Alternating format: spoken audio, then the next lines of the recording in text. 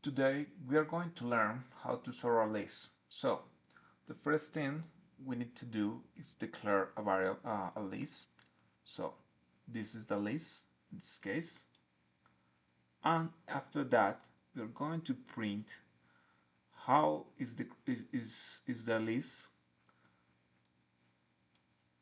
and after that we're going to explore two methods. The first method sort the list, but it changes the original.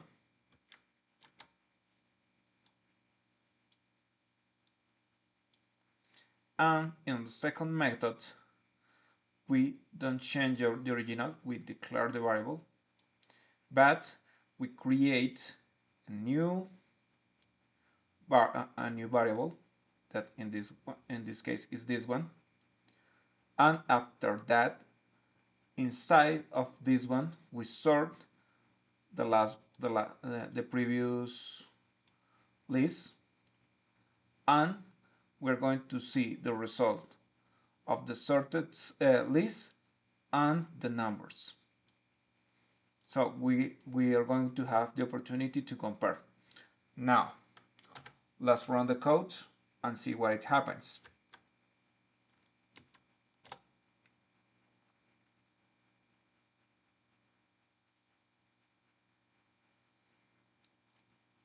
The first line represents the original list.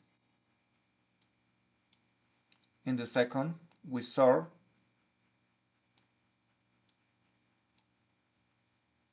So, but it changes the original list. If we are going to use this, we will not be able to recover the original disposition of the numbers. But in the second, we have the original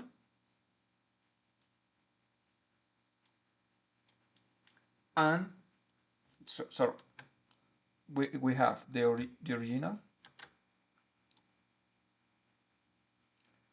here and the sorted list.